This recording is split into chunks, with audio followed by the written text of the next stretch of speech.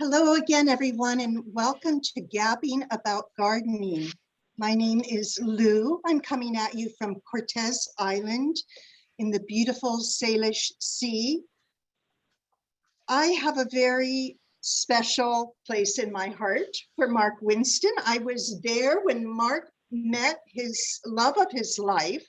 And ever since I understood a little bit about the work that Mark Winston does in relation to bees as a world-class researcher, teacher, author. He has written many, many books on the topic of bees. I have wanted to have this conversation with you, Mark, and to invite you to Gabbing About Gardening.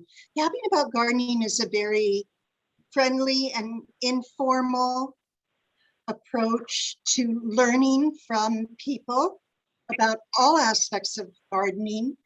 And nothing could be more important than pollinators when we're talking about gardening. So welcome again, everyone. Please feel free to save your questions until the end of Mark's presentation today, or pop them in the chat box if you would prefer to not unmute and ask the question yourself. I can ask your question to Mark in the chat room, or in the chat box, rather, from the chat box. Mark, thank you for being with us today. I'm going to share the screen or give you the share screening capabilities so that you can start your presentation with us. Okay, it is a great pleasure to be here. And what Lou said is true. I did meet the love of my life at a gallery opening for Lee's sculpture, where Lou, and in fact, I think Lee actually brought me over to introduce me. So I am always grateful for that. Okay, now I'm going to see if I can share my screen. And if this works, then we're off and running. Great. Let's just see if, no, that's not working. Okay, sorry. Let me try again. It might be something on my. I'm sure it's something on my end. Yeah, I think if I can share my, if you stop your screen share, I should be able to do mine. Okay. Let's try that again. Okay, here we go. There we go. Lovely. Everybody see the thing? We're good? Yes, it's perfect. Yeah. All right. That's always the hardest part of giving a talk. So great pleasure to be here virtually. We had hoped, I don't know, last year, I guess we were talking about doing this in person last spring, but things happened. I'm going to talk to you today about what I've learned from bees. I'm going to talk a little bit about what bees can tell us about our relationship to the environment, a little bit about our human role in nature, who we are relative to the environment around us. Some of the things I've learned about human societies and endeavors for which bees are a wonderful exemplar. We talk a little bit about art and science and how we do science. And for those few of you who may be beekeepers, I'm also going to talk about how beekeeping might change and how farming might change, and how my biggest hope, I guess, is to inspire all of you to reflect on what you've learned from bees. I'll be doing some reading from my book, Bee Time. And in addition to that, I'll be telling you some stories and talking. So we'll go back and forth between readings and talkings. Okay, let's see if I can do this. Perfect. So let me start with the reading from the prologue of the book. Walking into an apiary is intellectually challenging and emotionally rich, sensual and riveting. Time slows down. Focus increases. Awareness heightens. All senses captivated. Lifting my smoker, I am totally in the present, but also connected to memories of friends, fellow beekeepers, and innumerable long days in other apiaries when we shared periods of tedium, hard physical labor, and occasional glimpses of wisdom. These moments of understanding penetrating the complexity of our usually unfathomable natural world, still take my breath away. I remember my first breathtaking moment of revelation, a much anticipated apiary visit that turned out to be nothing like I'd expected. My advisor had just received a grant to study African honeybees in South America. I heard South America, thought bees would do just fine, and found myself in French Guiana in July 1976, entering an apiary of killer bees. I'd completed an exhausting trip only the day before, from Kansas to Miami to Martinique to Cayenne, French Guiana, and was disoriented. My experience with bees up to then consisted of a few brief trips to the university's local apiaries, and I had no idea what to expect. I entered the South American apiary wearing a layer of clothes under a bee suit, my head covered by a veil, my hands inside gloves, believing I was fully protected from what I thought would be an onslaught, an assault of wrathful bees.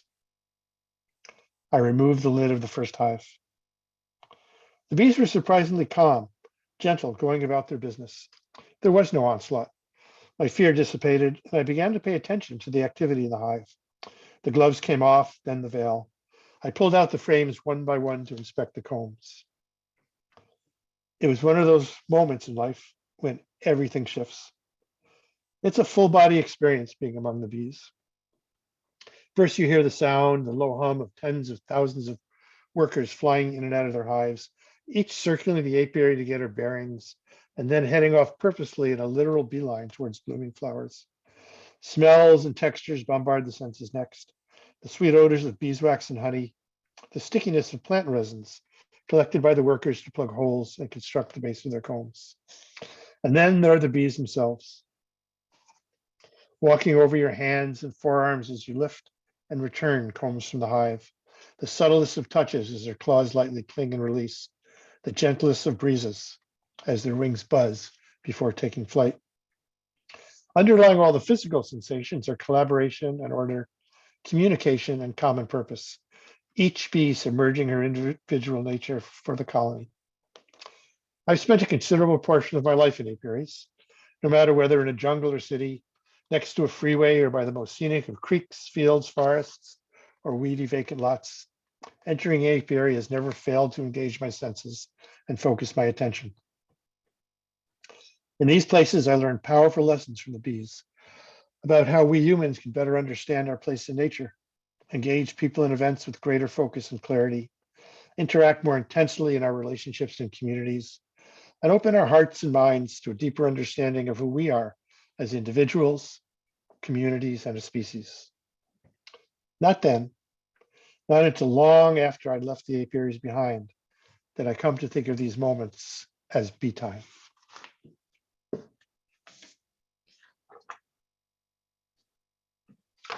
We were the killer bee team. And the unique element that we brought to the study was we had very little experience with honeybees. We just went down as ecologists and behaviorists and had no preconceptions of what to find. And honeybees are essentially a feral organism. They're wild. And so we studied them in the wild and learned about 3 adaptations that are largely responsible for their spread. The first, which you can see here, is that they live in very small nests. This is a very typical nest size for an African tropical honeybee, which evolved in warmer climates and didn't need to build nests. And so we studied them in this small nest size. By the way, I want to make sure you notice those glasses. Those were, at the time, total nerd glasses, like only complete nerds would wear anything like that. And today they're like super fashionable. So I really wish I'd hung on to those. Second thing we learned about was swarming. Here's 3,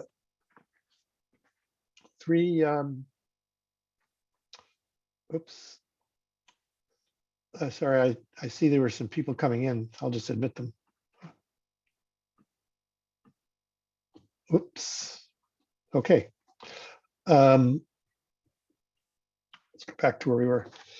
So these honeybees have an extraordinarily high reproductive rate. If you start with 1 colony, by the end of a year, you'll have about 70. And that includes mortality, colonies being born and colonies dying. So they just reproduce like crazy, which is quite different from the European derived honeybees that we're used to here. Here's a swarm coming into our front room. which happened a number of times. This is where I slept, by the way. I had a hammock that I lived in. Here is my supervisor, Chip Taylor, who was snuggling up next to a swarm of killer bees. What you don't see in this slide is that 15 minutes before this picture was taken, this big branch was about 30 or 40 meters up a mango tree. And I, as a graduate student, was assigned to climb up with a machete. This tree, by the way, was infested with biting ants. Chop the swarm down so that Chip could get his picture taken. So if anybody wants to know what it's like being a graduate student, that's a pretty good example. And these bees are very defensive. That's the third thing. So they're known for small colony size, high reproductive rate, really, really defensive. Here is Guard. He forgot to sew up a hole in his veil one day, and you can see he got stung quite a few times around the eyes. The sting of a honeybee and an African bee, which is the same species of honeybee we have here, just a much more defensive variety. They have these barbs at the tip of their stinger. You can see the reverse barbs here. So the stinger will scissor into your skin, get anchored, and then the bee pulls away and dies. But left behind is a pulsing 30 to 60-second venom sac that's pulsing with muscles, and it gives off alarm odor so that more bees will come in to sting you. If you ever get stung by a honeybee, by the way, just take your fingernail and scrape it. Don't squeeze it and pull it out, because if you do, you just squeeze more venom in. So the sting of a European bee, kind we have here, bees, by the way, are not native to North or South America. They're native to the Old World. The sting of a European bee or an African bee is basically the same. What's different is the number of stings that you might get. Here's a leather plaque that we put in front of a hive. We had a TV crew from the US Department of Agriculture come down, and they were doing a story about the killer bees. And they wanted to get a shot of the bees stinging. So we got these guys all suited up, you know, layers of clothes and bee suits and veils, set their camera up in front of the hive, a fair distance away, with a nice telephoto lens, put this leather plaque up, and then we kicked the hive. And within 20, 30 seconds, there were hundreds of stings in this leather plaque. The world record for stings is well over 8,000. A fellow who was in Costa Rica came around a corner, ran right into an external African bee nest that was just hanging from a tree, got stung over 8,000 times. So they can be extremely defensive under some circumstances. So we learned a lot from African bees. I learned a lot personally.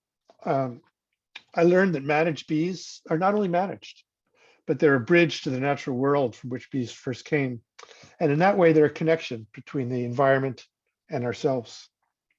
I learned about the impact of introduced species and how much they've changed our planet. I learned about the power of research as a tool to understand the natural world.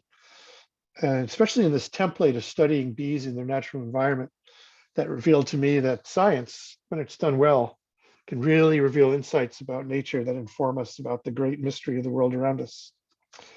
And I also learned that people are interested in bees and people care. And to my delight, I was the cover story in Rolling Stone magazine. I believe it was in 1977, probably July. Killer bees. I put my life on the line to learn the truth about the killer bees. Ed Zuckerman, reporter from Rolling Stone, came down and he did this story. While he was there, he got this idea to market killer bee honey. He thought he could make a killing, and he promised to cut us in, like we'd be partners.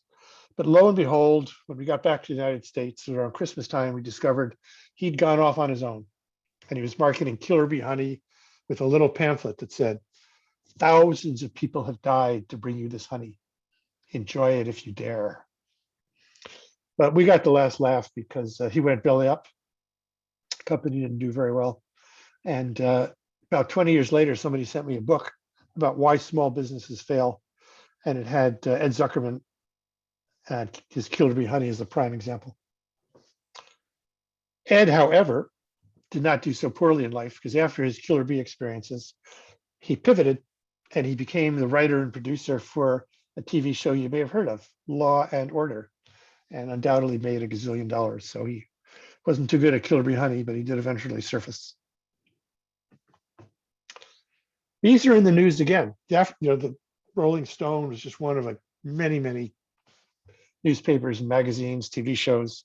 Killer bees were a real phenomenon. There were movies in the 1970s. And then things got quiet around the bee front until about 15 years ago, when we suddenly realized that bees were disappearing. Honeybees and wild bees were gone.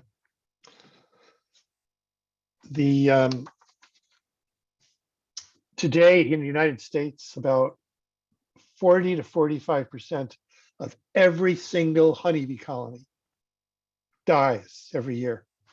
Every year, there's a 40 to 45% mortality rate in honeybee colonies, the managed ones. And feral colonies are very hard to find, because without any management at all, it's very difficult these days for a honeybee to stay alive. So in terms of beekeeping, one of the reasons is that beekeeping in the United States, and to a lesser extent, but still quite a bit here in Canada, has become quite industrial, with beekeepers running thousands and thousands of colonies.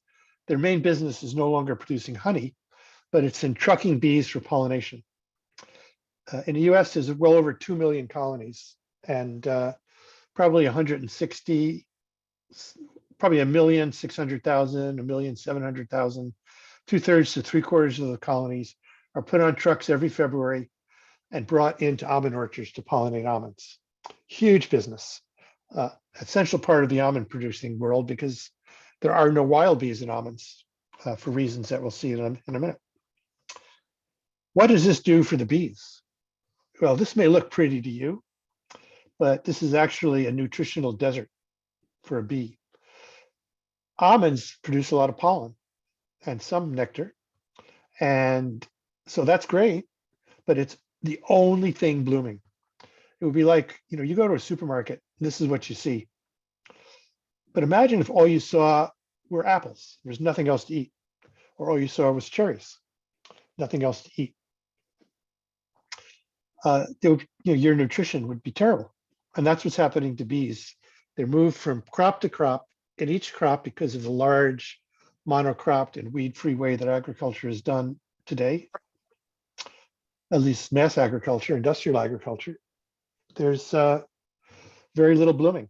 And so bees are fed one thing in almonds, then they are moved maybe to apples. And apples, they get apple pollen and apple nectar, and that's it. So not surprisingly, their nutrition has been quite problematic due to that lack of diversity. Beekeepers feed pollen supplement back to the bees, artificial food, because there's not enough diverse pollen for the bees to survive on. And this creates, this is, I guess, the bee equivalent of eating nothing but packaged food. And so nutritional deficiencies are one of the reasons that bees are dying. A second reason is this particular mite, the Varroa mite, that was imported into North America accidentally. Well, I won't go into the full story. There are some who say it was deliberate. But anyway, it got to the United States, eventually got to Canada. And it's quite, within a year or two, it will kill a colony unless they treat it with various agricultural chemicals, miticides. So forcing beekeepers to use more and more pesticides in their hive. Here's a beekeeper putting one of these pesticides in. Again, not surprising, the mites quickly become resistant to the pesticide, and then we have to invent another one.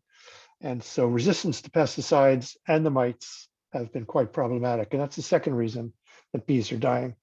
And by the way, it's not so much the mites that are killing the bees. It's the viruses that they both transmit and activate.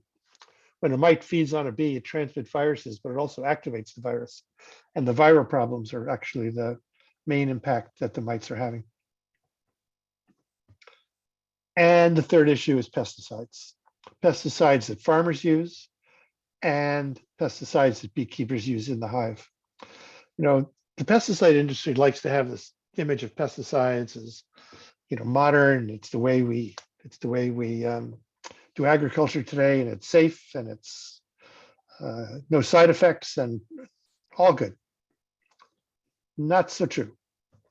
In the United States alone, 1.2 billion pounds of pesticides are used every year.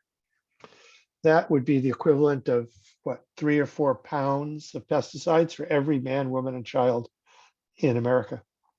We use a little bit less than that in Canada per capita, but still a very substantial amount of pesticides. So bees are foraging in this pesticide-rich environment.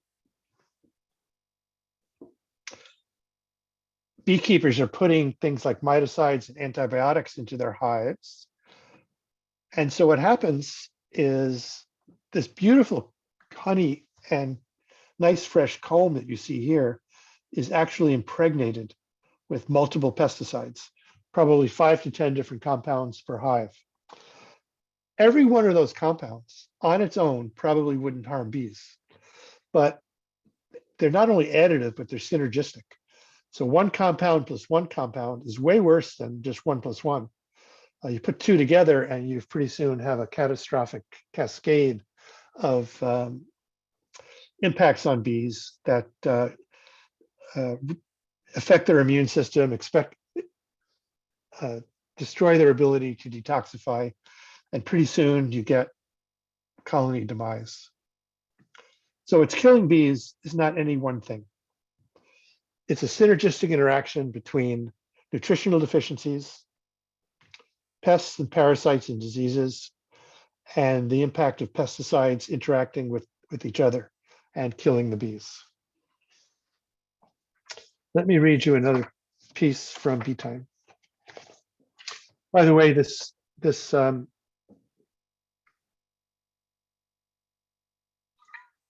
original syndrome where bees were dying is called colony collapse disorder, but that actually disappeared.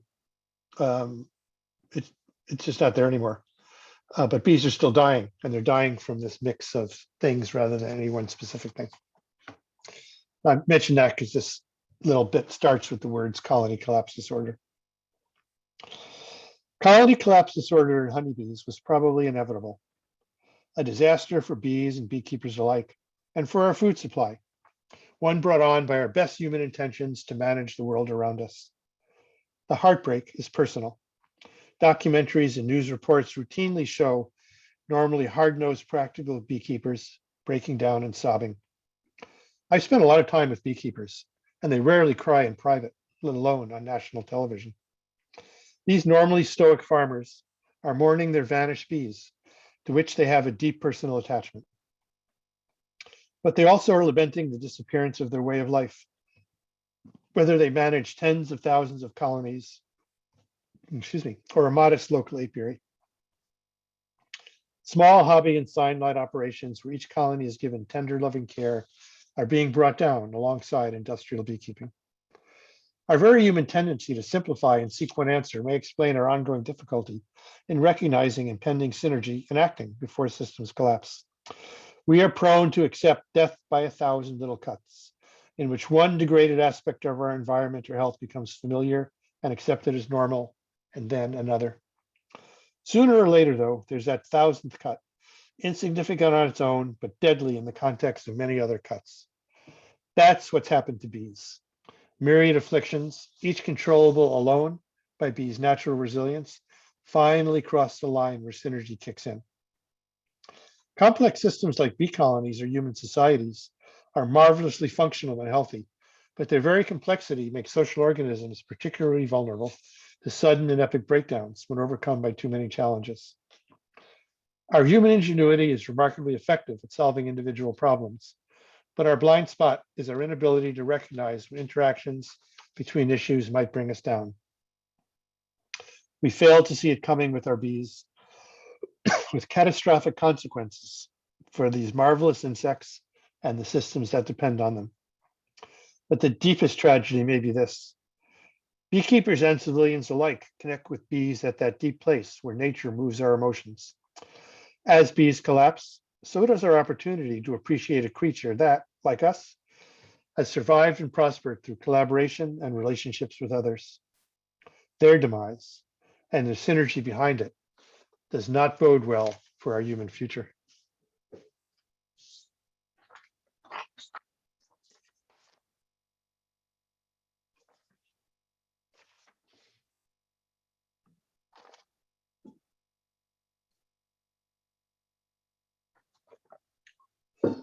Mass agriculture is a major, major problem for honeybees and for wild bees as well, particularly genetically modified crops, but perhaps not in the way you think.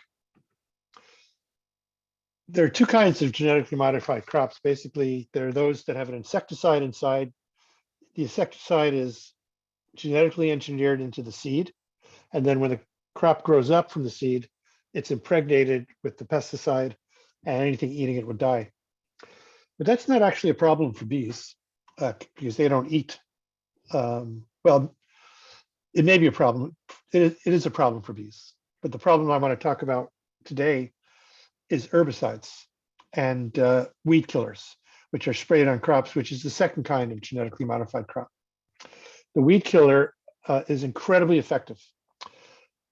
These crops are grown up with a gene that's resistant to the weed killer, like Roundup. Then the farmer can spray the field with Roundup, kill everything in the field but the crop, because it's been genetically engineered to be resistant. And as a weed control mechanism, it's highly effective. Kills every weed in the place and lets the crop alone.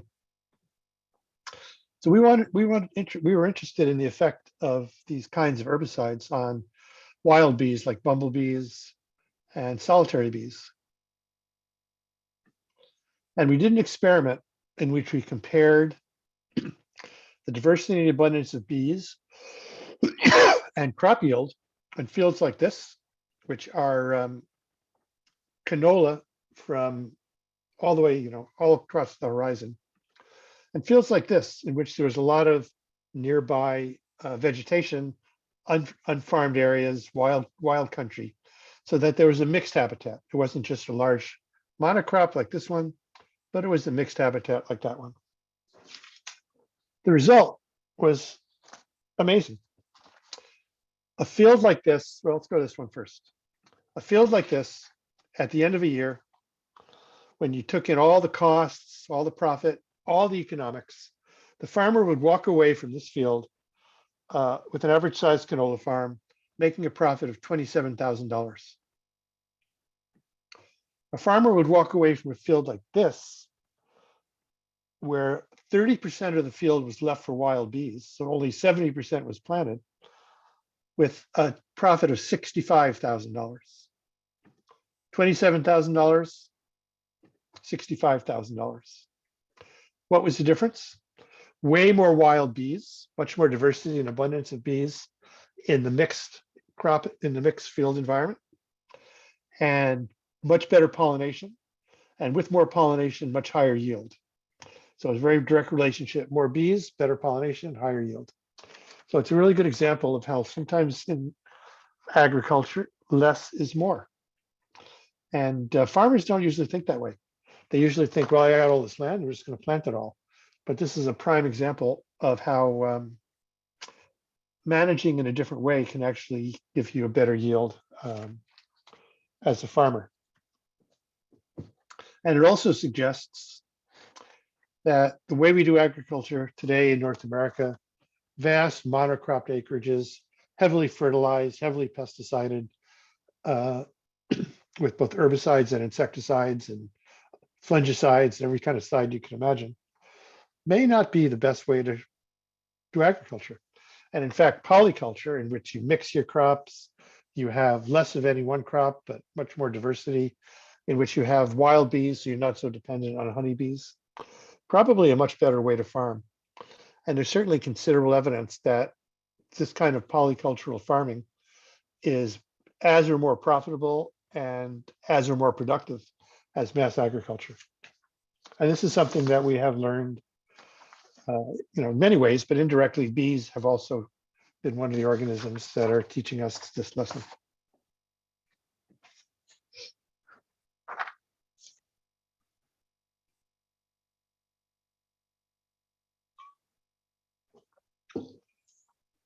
Bees in the city are also fascinating. I'm going to tell you about a couple of girls, and I'll call them girls, Elise and Desiree, because when I met them, they were still in high school.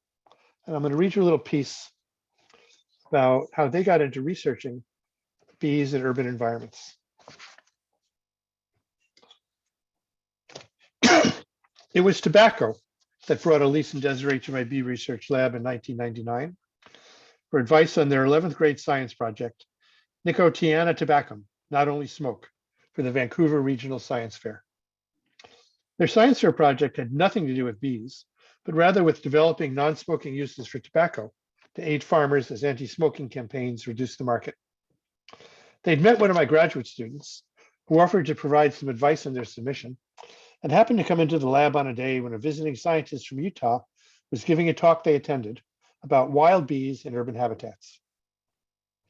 They burst into my office immediately after I returned from the lecture, Elise talking nonstop and both of them brimming with inspiration.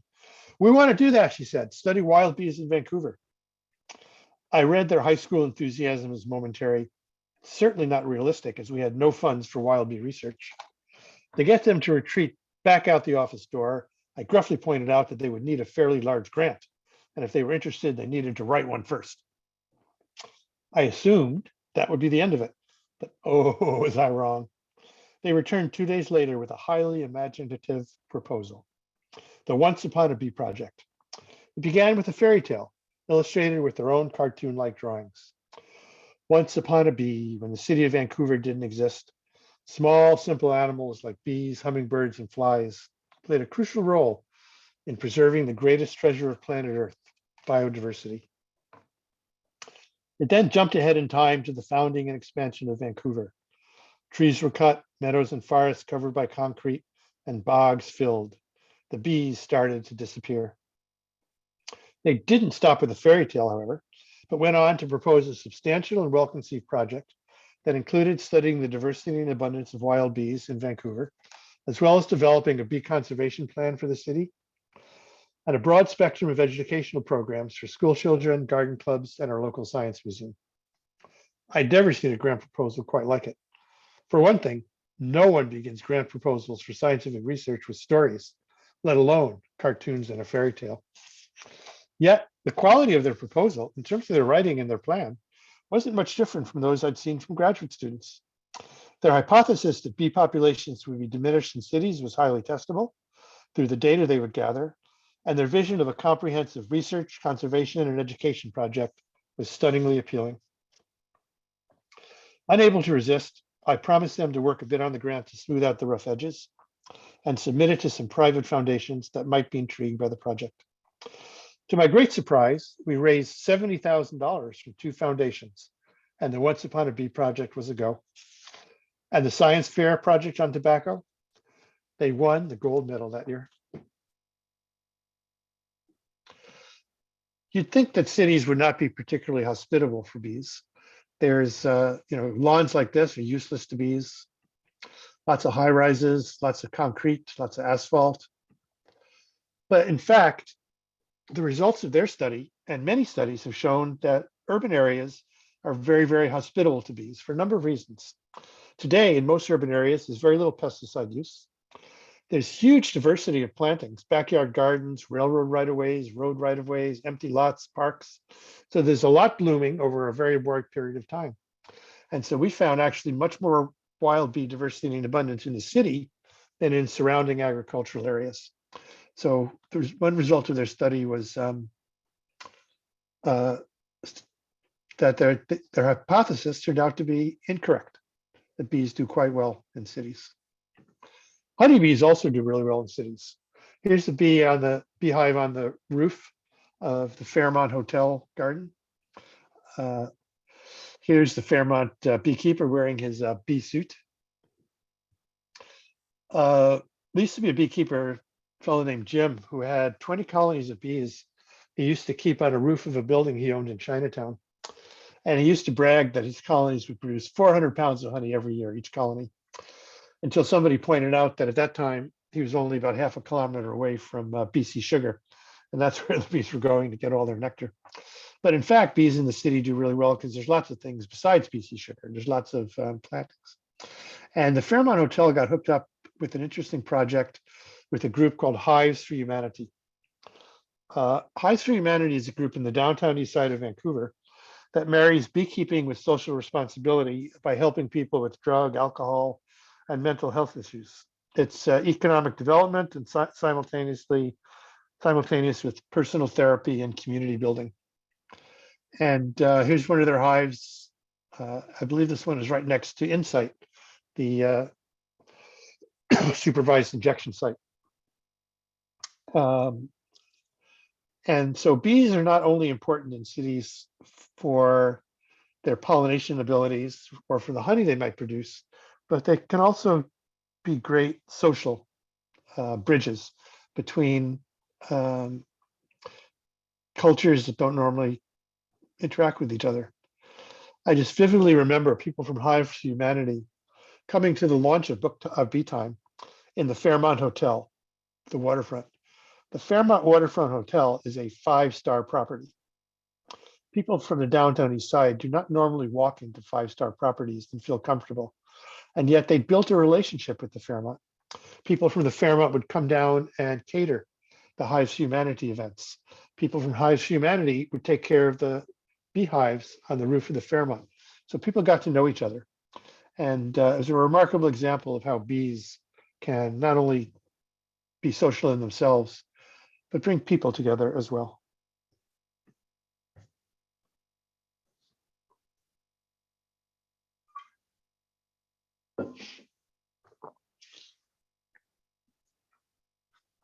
I'm going to finish with 2 more readings. This one is about heavenly honey. This is the honey we used to produce at the university. For close to 30 years, we produced heavenly honey at the university where I was teaching, selling more than 10,000 pounds a year from up to 200 colonies.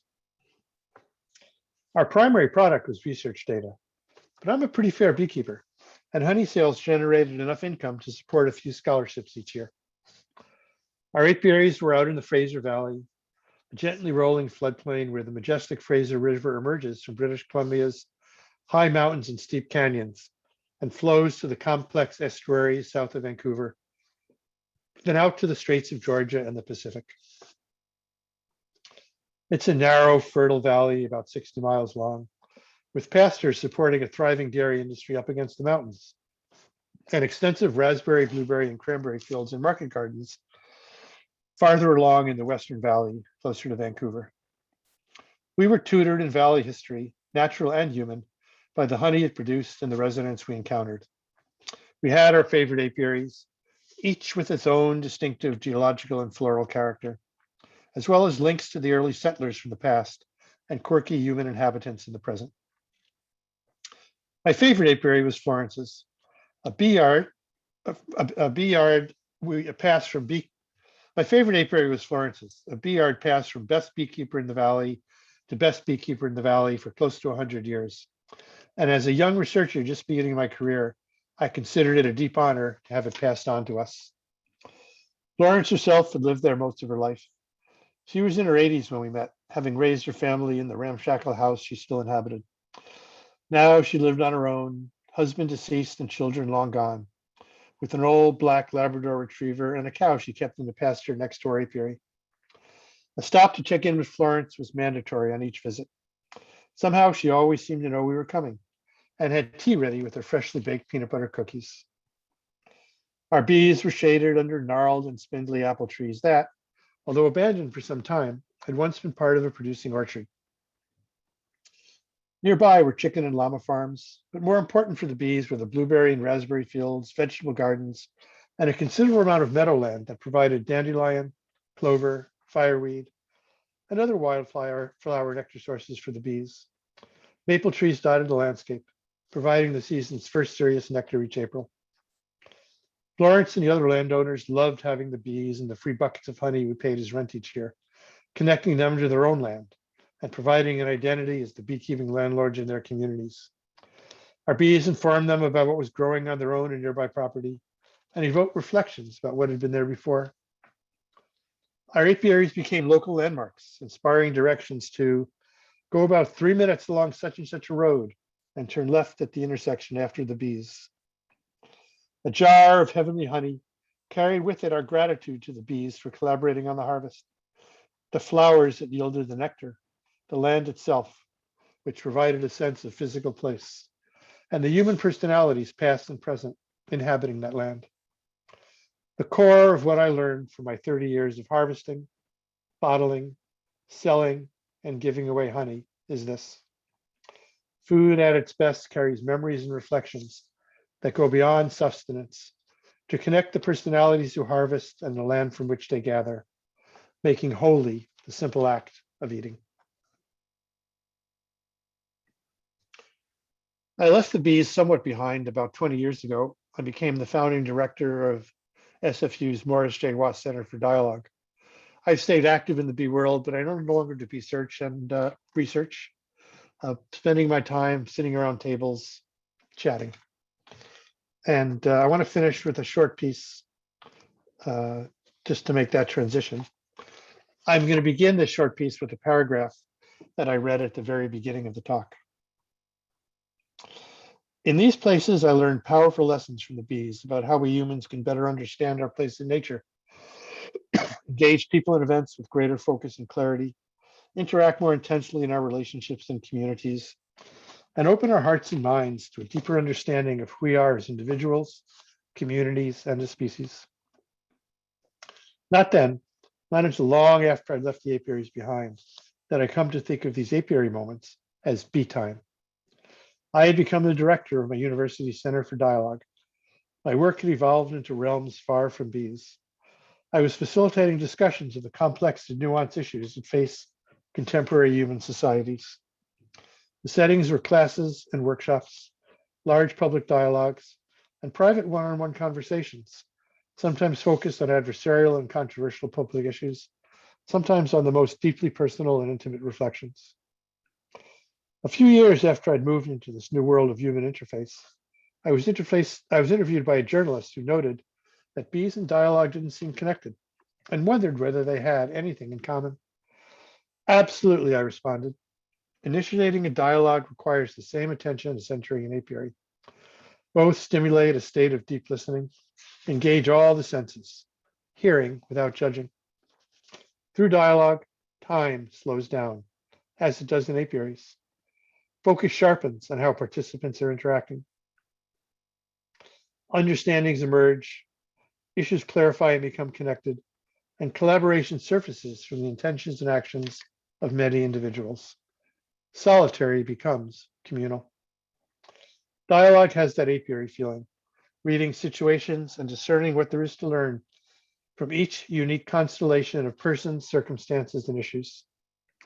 Those two rare moments of presence and awareness when deep human interactions are realized, they too are bee time. Thank you so much. I will stop my screen share. There we go. Bravo. Thank you, Mark. Oh my, I'm thrilled. I feel, well, unlike I've ever felt with any other presentation that we've had so far, honestly.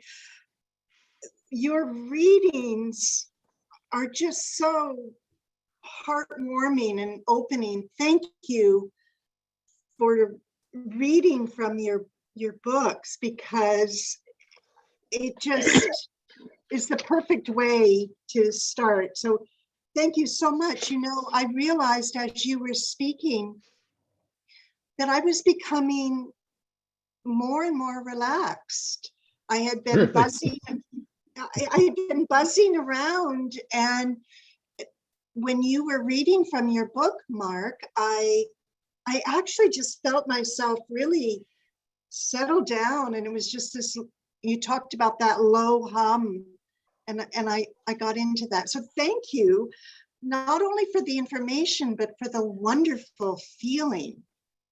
I never thought of myself as a relaxation machine, but that's good to hear. You'll take it, right? Yeah.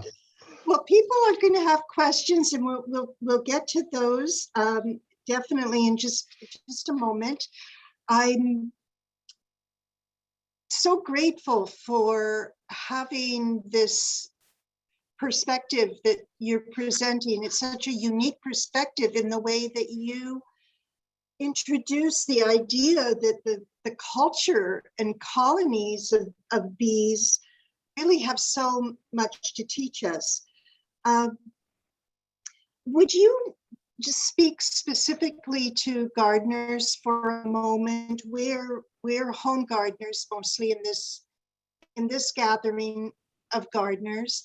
Do you have some specific words of advice for gardeners who want to attract more bees and keep the bees that they have healthy? Oh, sure. Most obviously, try not to use pesticides. Try to create a diversity of planting so you'll have a much wider range of wild bees. Wild bees come out quite early in the spring and they last quite well into the fall. And the more diversity of plantings you have, the better. Fortunately, a lot of the things we eat are pollinated by bees. So everything from fruit trees to berries to most vegetables, peas and even things like onions. So having a diverse garden for food is a big help for bees. And then there's just lots and lots of flowers. There are a lot of, you can go to the web and look at pollinator guides, and you'll just find a wealth of flowers that you could plant. Heather is a great one very early in the spring. Maple, you have a maple tree in your yard, that's fantastic for bees. Produces a lot of early nectar and pollen that the bees really need. So I say, don't use pesticides, plant a lot of diversity, and sit out in your garden as much as you can and watch the bees come, because you will certainly get a lot if you have a lot of things planted. Beautiful, thank you. Just today, on my trip from Quadra Island to Cortez Island, I stopped in at the Harriet Bay Inn and picked up a newspaper, and guess what was being advertised in the home hardware flyer? Orchard mason bees? Roundup. Oh, Roundup, yeah. Roundup. And then I thought, well, it can't just be home hardware. And it turns out Canadian Tire and Home Depot. Home Depot has like 12 SKUs, 12 varieties of Roundup that they're advertising. And honestly, I'm going to sound super ignorant, and I am, obviously, now that I realize I thought that the government had done much more in the way of banning the glyphosates and specifically the Roundup, which I think is a perfect example of what you're referring to as this combined synergy and the various ingredients. What do you know about what's happening with the banning of these bee-killing pesticides in Canada? Well, there's things like Roundup. Roundup doesn't actually kill bees directly, as far as we know, but it does kill all the weeds, and that indirectly kills bees.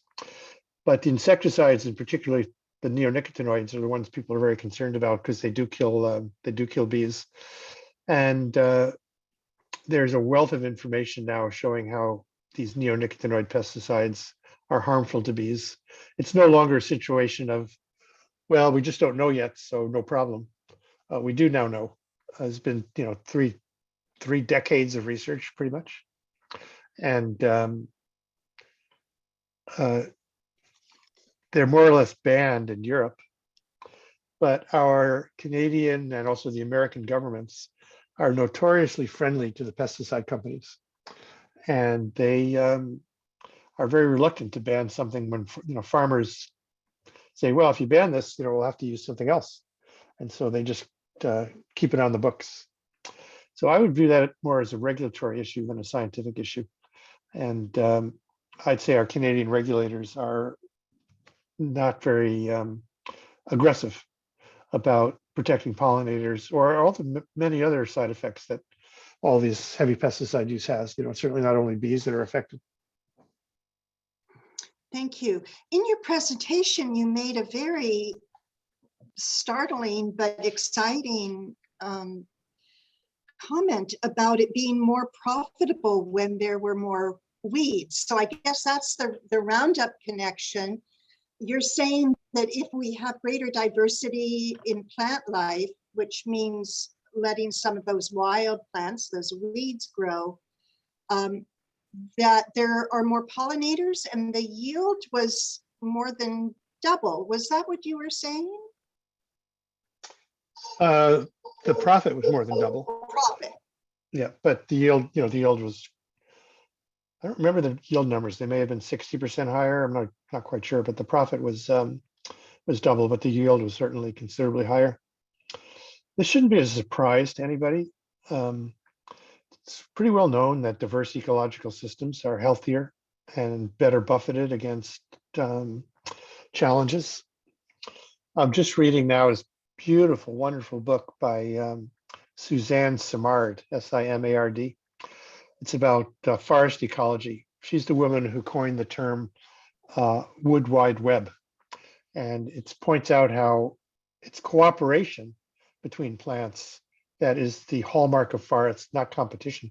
And this whole idea that nature is tooth and nail competing kind of misses what bees tell us and what the forests tell us, which is that collaboration and exchange between organisms is as important or more important in healthy ecosystems.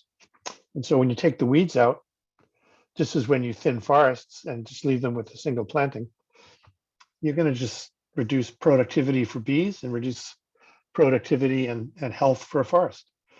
It's just so basic. And yet we don't manage things that way. We tend to manage to minimize everything, make systems simple, whereas science tells us, indigenous knowledge tells us that complex systems are the ones that we should be fostering. Do you feel like we're moving in that direction in a noticeable way? I don't know. I think, I tend to live in a bubble of people who think the same way I do. So I tend to be more optimistic than I probably should.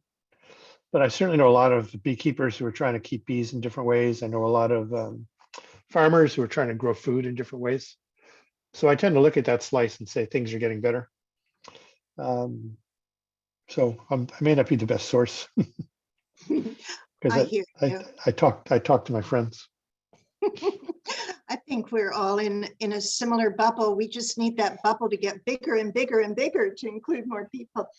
We have a couple of questions I'd like to roll by you here from the little chat boxes. Question from Betty. What do you know about carpenter bees, Mark? Not a lot. They're big. They're among the biggest bees. They're solitary bees, and they're called carpenter bees because they have these huge jaws, and they will chew their way into wood, and they'll use it, make a hollow tube, and then they'll lay an egg in the tube at one end, go out and forage for nectar and pollen, bring it back, deposit it with the egg, and then the egg hatches into a larva and eats that pollen and nectar, and eventually the next season will emerge. And they'll lay a number of eggs, and they'll kind of separate them. Usually the males are the ones closest to the entrance, so they come out first in the spring, and then the females are deeper down in the tube. So solitary bees, very big, chew their way through wood. Noisy. They make a lot of noise because they're so big. Okay, it's all those carpenter tools they have.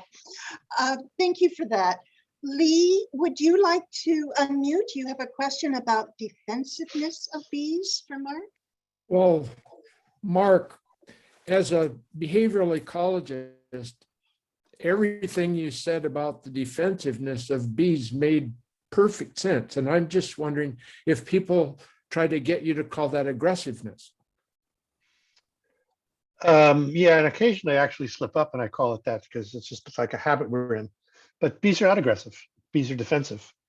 An African bee flying around foraging for nectar and pollen is not going to feel threatened and is not looking for something to sting. But when you approach their nest, that's what they're defending. And so if I did say aggressive, that's, that slipped out accidentally. Defensive is definitely the right term. And their high level of defensiveness is quite appropriate because they evolved in a habitat that has considerably more predators than European bees, which evolved in Europe. African bees evolved in Africa, of course. And in Africa, there just are a lot more predators that attack bees. And so a more heightened defensive behavior makes good evolutionary sense. I should point out too, it's variable. I told you, a horror story, but not all African bees are that aggressive. When they do happen, they're spectacular. But like most things, there's a range. Thank you, Mark. Thanks for that question, Lee. Elizabeth is making a comment. She says, my raspberries in the Okanagan are blooming right now, and it is a joy to work in my veggie patch with all the humming going on. I usually stop and watch the bees and am amazed at the diversity of species. Beautiful. Great. Thank you. Yep. Thank you, Elizabeth. Raspberries are wonderful bee crop. That's lovely. Marie is asking you, Mark, is it too late to set up and get mason bees? And when is the best time? And any advice you have is appreciated. Bit late, yeah. Probably the best time would be March, April. They're really, really good for apple pollination. And I think I would probably wait till next season if you wanted to get started. You can always put up the nest boxes and see what happens. But if you're going to actually buy mason bees, it's probably getting a little bit late. Okay, thank you for that. Joanne was also commenting that she thought mason bees are early and only live for 4 to 6 weeks. And April and May you can start. So there you go. Barbara, I'll tell you something interesting about mason bees. We did some research about when they emerge and how effective they are. And mason bees are all over British Columbia, but the ones that are down in lower mainland Vancouver Island area emerged quite a bit earlier than the ones you would find up in the Okanagan. So they're very finely tuned to the climate and the weather. So if you're buying mason bees, it's good to buy mason bees from the area that you're going to be using them. If you buy mason bees from the Okanagan and you put them down to Vancouver Island, they may emerge too late. Similarly, if you buy mason bees from Vancouver Island and bring them up to the Okanagan, they'll probably emerge too early. So they're acclimated. They're acclimated based on the place where they're coming from. Exactly. Temperature makes a big difference. Day length, but and particularly yet they get temperature. Shipped around, right? I mean, when you order bees, they're probably not necessarily coming from your region. Is that right? True. My former student, Marguerite Dogtrum, wrote a wonderful book about mason bees. Sold more copies than my books even.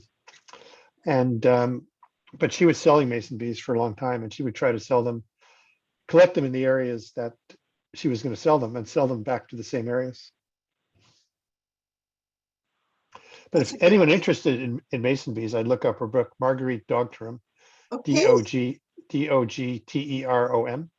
You're not going to believe this, but we have neighbors by that same last name. So I'm going to find out if they're related to Marguerite. Thank you. I'll make sure I keep that information handy if anybody wants to get information on Marguerite.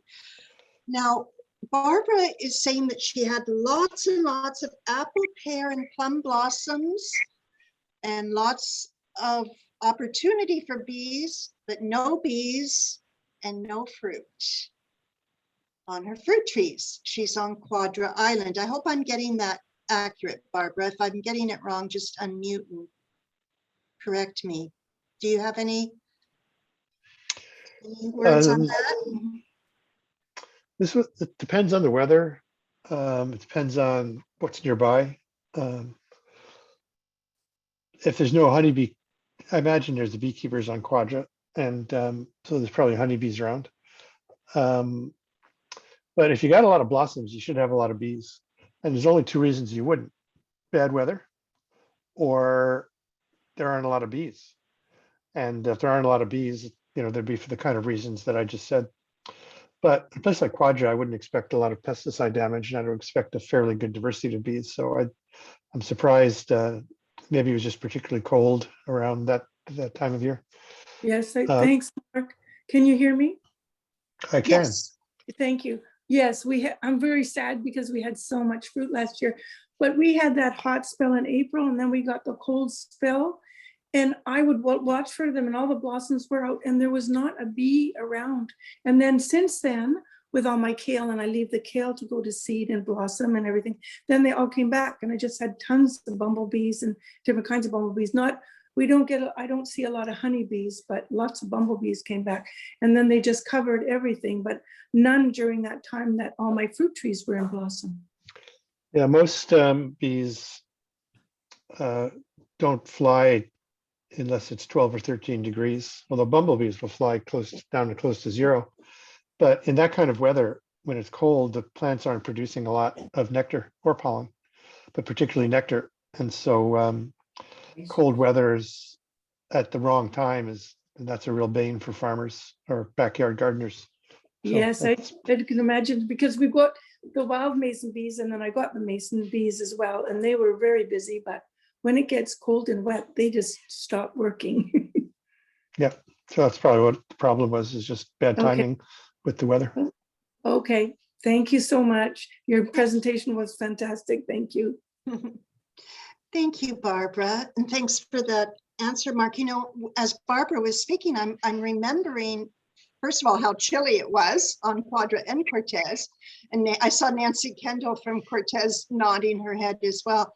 And I'm also remembering that I had a lot of my overwintered brassicas starting to bloom, and that was the first bee attractor in the garden this year. So just a reminder to all of you gardeners to plant a winter garden, and that is actually our topic next week on Gabbing About Gardening with agronomist Arzina Hamir. Her topic is planning and planting your winter garden, and that winter garden gives us a head start, well, gives the bees a head start with feeding. So please leave some of those brassicas, grow a winter garden, and let your veggies go to flower in the early spring rather than cutting everything down. A comment from Nancy. Thank you, Nancy. She says, check out Mason Bee Central on Vancouver Island for rental and sales of bees.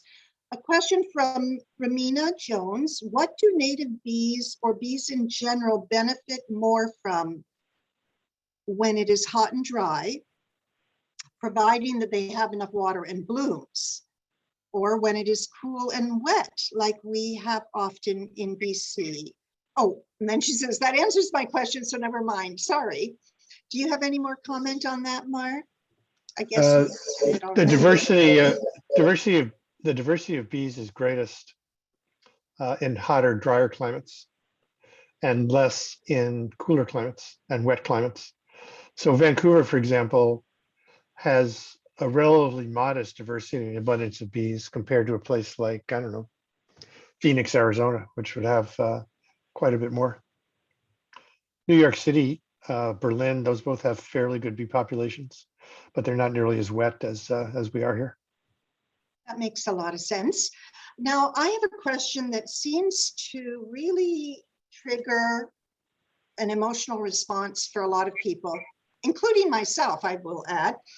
And it has to do with how we've become so concerned about broom and other plants that are put in the invasive species category. When I've asked Nancy Turner her opinion on the approach that certain organizations and people are taking in relation to plants that are not native plants and that are overly successful. Nancy Turner has said, well, every plant has come from somewhere. And Michael Pollan has a similar attitude. As a bee doctor, what is your attitude when it comes to the role of invasive plants and their flowers in feeding bees? It's a very mixed, the disadvantage is a lot of bees are specifically evolved with the plants that they evolved with. So that coevolution of bees and plants means that some bees really require or certainly benefit the most from plants that they co-evolved with. But at this point, the nutritional deficits for bees are so great that I think we have to take what we can get. And any plant that produces good nectar and pollen is worth preserving. I think as gardeners, you have to think about what's your motivation. Are you really interested in reestablishing in the world that you live in, the yard that you have, a native habitat? And if that's your goal, that's great. Or are you really interested in just establishing a lot of plants that might attract pollinators and using some of the invasive plants as part of that system? And that's fine too. People in our communities tend to really get into pretty down and dirty conversations about this subject, in which don't really appeal to my dialogue nature. I think both approaches are useful. Both are advantageous, and it just really depends on what you're drawn to. But I wouldn't condemn somebody for saying native only, and I wouldn't condemn someone for saying let's have a mixed system that's good for bees, and making that our primary criterion.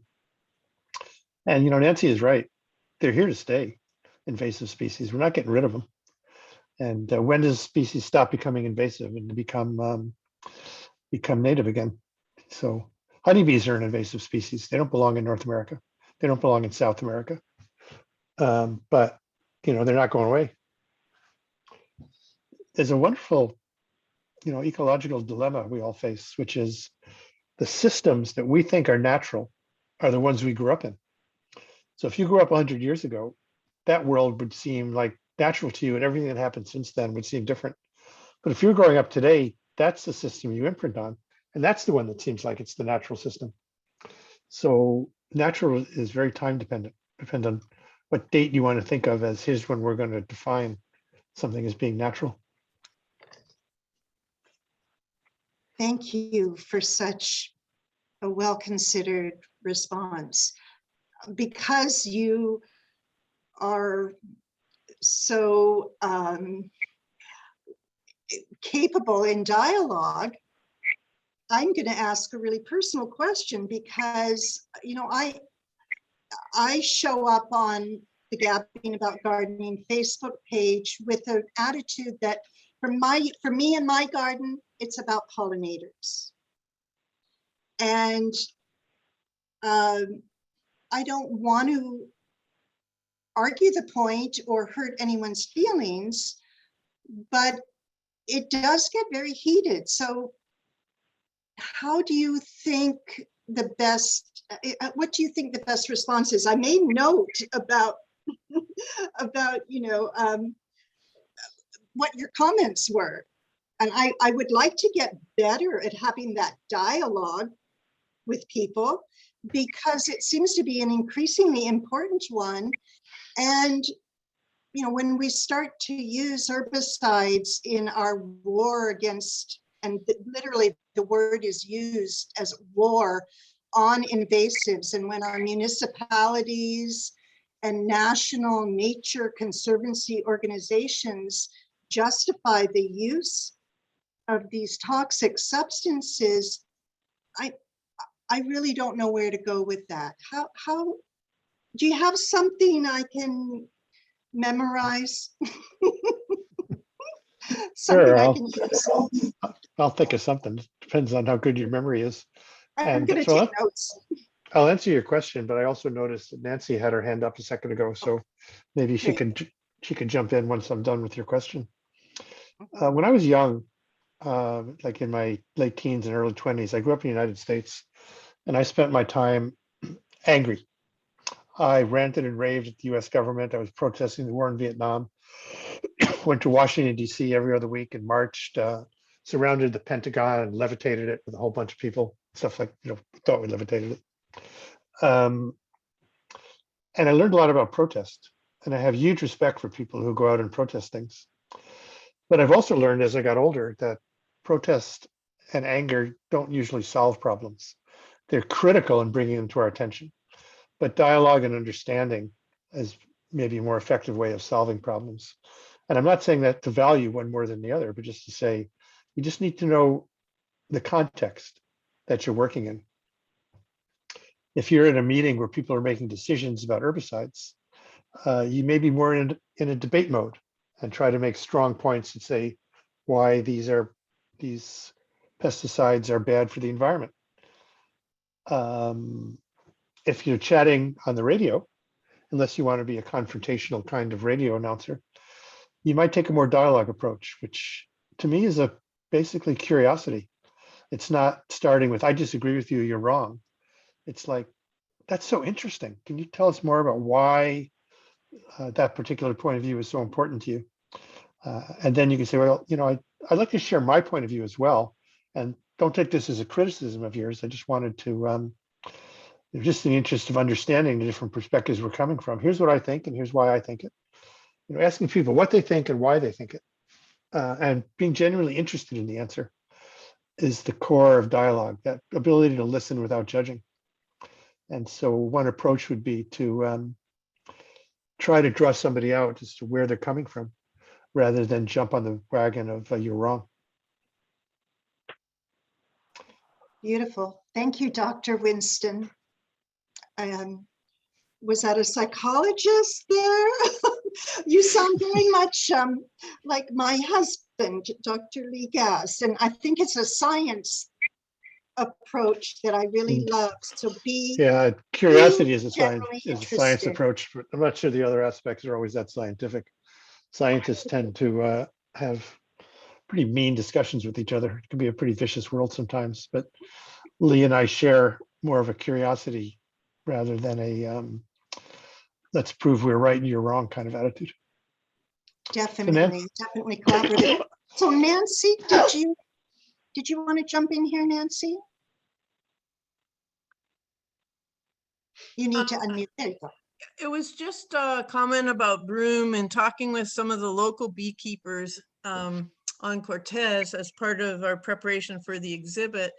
They mentioned that in the early spring, pollen is not a factor. I mean, there's lots of pollen around, and apparently broom, according to them, has a lot of pollen but doesn't have a lot of nectar. And just in observation, walking by like a gravel pit that has like a lot of broom this last few weeks, and with my new awareness about bees and that, I've been watching, and it really is kind of a desert there, where there's bumblebees and other kind of native bees around a lot of the other flowers like salal and that. The broom, you hardly see a bumblebee on it, as you walk by. So it's just an interesting thing. I think maybe even though you look out at this field that's full of these, yellow flowers, the bees don't seem to be that interested in it. It totally depends on what else is out there. If broom is the only thing blooming, there's not a else out, they will go there and collect the pollen. But if there's good sources of nectar, other good sources of pollen, they might well prefer that. So time of year, what else is blooming in the area? Early pollen, comes sometimes as early as January, British Columbia, things like willow and alder, hazelnut. And it also depends on the colony's condition. If it's a honeybee colony, if they have a lot of pollen, they're going to focus their foraging more on nectar. So yeah. Thank you, Mark, and thank you for those comments, Nancy. That's really interesting. Just a reminder again that the Cortez Island Museum has launched their wonderful bee exhibit. Nancy, I'm going to give you a minute to say a blurb about that, and then we'll get back to Mark. Yes, Jay Newman and I have been working quite hard mounting the exhibit, which we named Listening to Bees. And there's information on native bees and on honeybees and on why bees are dying and what you can do to support bees, and some of Paul Stamets's research on mushroom mycelium and its benefits to honeybees that he's been studying, and just interesting facts and bee myth and lore. So the museum is open right now till the middle of June on Friday and Saturday from noon to 4, and on the 15th we open I think it's 10 to 4 every day except Monday. So if you're over here, you should pop in and have a look at the exhibit. It's pretty exciting, actually, I think.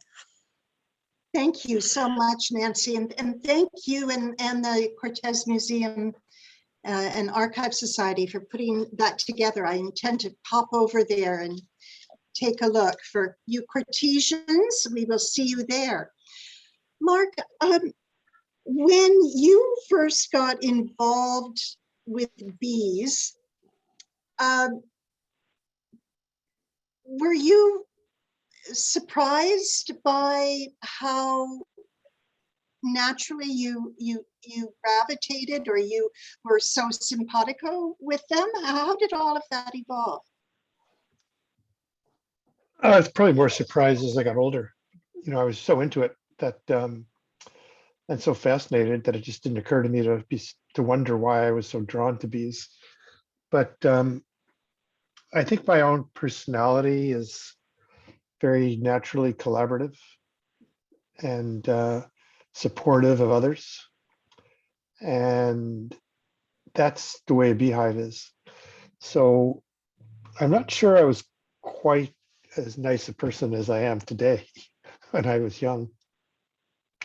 And I may have had tendencies in those directions, but bees really drew that out. So I learned a lot.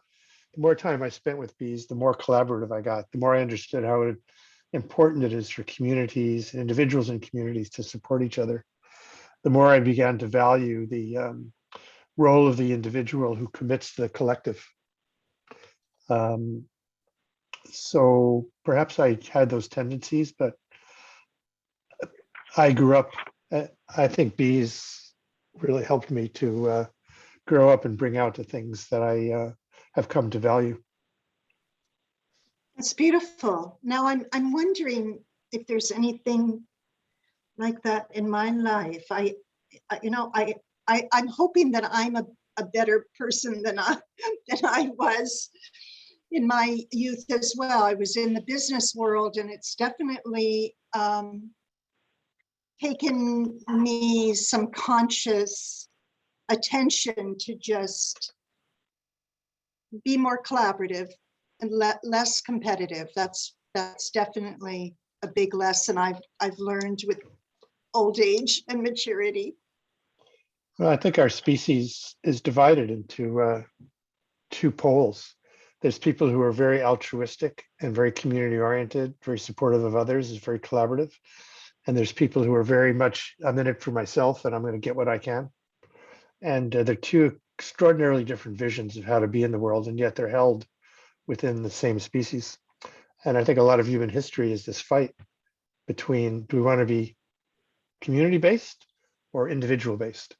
And you look at what goes on in the world, I don't know, Donald Trump. Donald Trump is the least community-oriented person I've ever heard of. He's all cutthroat. You know, I'm the guy who's going to be on top, and I'll do anything to be there. And then at the other end, you just find so many people who are, you know, working in the trenches to support their communities. Same species, but quite a range. And I think there's always that tension between who's going to win. It's true. So you're, Lou, yes, Lou, I'm sorry, I'm not seeing somebody. Go ahead. it's Sandy, and I'm on the phone. just before you finish up, I just wanted to mention something about the Bokashi Workshop that's coming up this weekend. And it doesn't have to be now, but I just wanted to put it out there. Thank you, Sandy. That's on Facebook. Yes, everybody, there's a Bokashi Workshop. Go to our Facebook page to learn more about that. Thank you, Sandy. All of the announcements are on the Facebook page. I guess compost has taught me a lot. Thanks for bringing that up, Sandy. Compost has become my passion, and the microbes in the soil that I'm learning more and more about. Have you collaborated at all with Paul Stamets? No, he came on the scene after I was out of bee research, and don't really know much about him. He's also from Cortez Island, or he has a place here, as well as various other places. So maybe when you're up on Cortez Island, you might run into each other. I want to remind everyone that Gabbing About Gardening is a weekly, free, by donation Zoom gathering for gardeners so that we can stay connected and inspired during COVID times. And this is my little blurb to invite you to donate to the project, the Gabbing About Gardening Zoom Gathering for Gardeners project. We give this information freely. We have the highest caliber garden teachers, nature teachers, such as Dr. Mark Winston himself. And it's through your generous donations and contributions that we're able to continue with this program. Your contributions go to honorariums for our guest teachers. Your money goes towards the Zoom expenses. And we also support permaculture programs around the world. Right now, we're focused on the Kenyan refugee settlement permaculture. Actually, it's called permayouth.org, that is organized and managed by Morag Gamble in Australia. Many of you are familiar with Morag and the work that she does, and that is the organization that part of your donations go to supporting. Mark, your presentation has been fabulous, and I'd like to give you an opportunity to give us your parting words of wisdom as we wrap things up today. Parting words of wisdom. I'll say two things from the book, actually. One is it's about writing, actually. Remember a piece I read to you about honey, the core of what I learned from my 30 years of harvesting and so on, making holy the simple act of eating. When I was reading that, I remembered when I was writing the book, I wrote that whole chapter on honey, and I just didn't know how to end it. So I kept coming back to it every few days, trying to figure out the ending.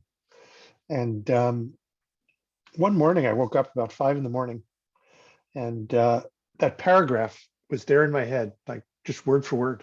And I wrote it down, and that became the ending of that chapter. Just one of those marvelous moments where you realize just how much goes on in a writer's head that eventually gets to the page in such a fascinating way. And I guess the last thing is 3 words from the book that I also read you. Solitary becomes communal. I think that's basically the summary of bee time, summary of bee lives. Solitary becomes communal. I think if we all, especially during these particularly difficult days, where so many of us have been so solitary, we all try to remember that it's when we become communal that we are at our best, and when we collaborate and think about others and have community and share stuff, that's when we achieve, I think, our highest order of being human. So I'll end with those 3 words: solitary becomes communal. Beautiful. Thank you. Thank you so much. And thank you everyone who joined us today. You are part of that solitary becoming communal community of gardeners. Let's stay connected. Next week, Arzita Hamir, same time, same place here at Gabbing About Gardening. Arzita is going to help us plan to plant our winter gardens. Believe it or not, even though summer isn't even here on the BC coast, it's time to start thinking about having a year-round garden. And Arzina, a professional market gardener, will help us do that. Thank you all so much for being here. Thank you again, Mark. It's been a blessing. It's a little bit wet, but now go outside and get dirty. Bye-bye, everybody. Bye all.